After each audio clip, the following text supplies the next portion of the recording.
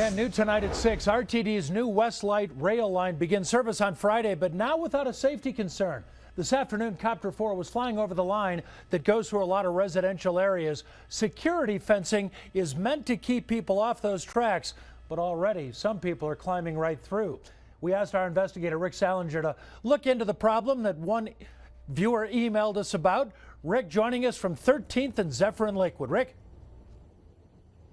Jim, there's no question that there is a danger here. Anyone can simply go through these wires, like a woman we saw a short time ago, across the tracks to the other side. 3 schools around here have had safety assemblies where the students have been told not to do that, but it's happening anyway. The new line will whisk passengers around the city, but it will also pose a danger to those who cross where they shouldn't. Miles of tracks are lined with what's called post and cable fence, easy to climb right through. Kathy Hughes lives nearby. I find myself listening to the train go by and then pausing for a moment to wait and see if I hear screaming. The trains are now on frequent test runs, yet footprints show some people are already crossing where they shouldn't.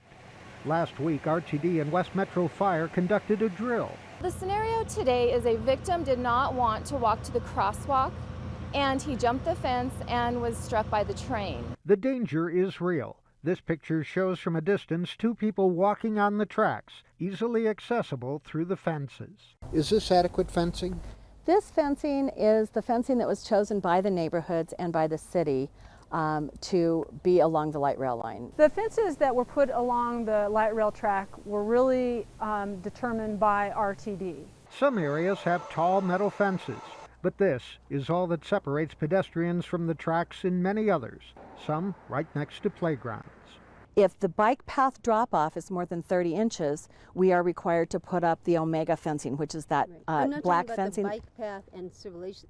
That's exactly where we have the Omega fencing. Wrong. I have photos that show. An RTD spokesperson then stepped in front of our camera and invited the woman who had not attended community meetings to meet with them at another time. The RTD says these fences meet federal regulations, and they have been working with the city of Lakewood and neighborhood associations regarding this. We spoke to the secretary of one association who said that they wanted these fences rather than ugly chain link fences. And when I asked if they were choosing aesthetics over safety, the reply was, anyone can climb chain link fences too. This train line will be beginning operations on Friday and have a free day of riding all day Saturday with parties at every stop. Live in Lakewood, Rick Salinger, CBS 4 News.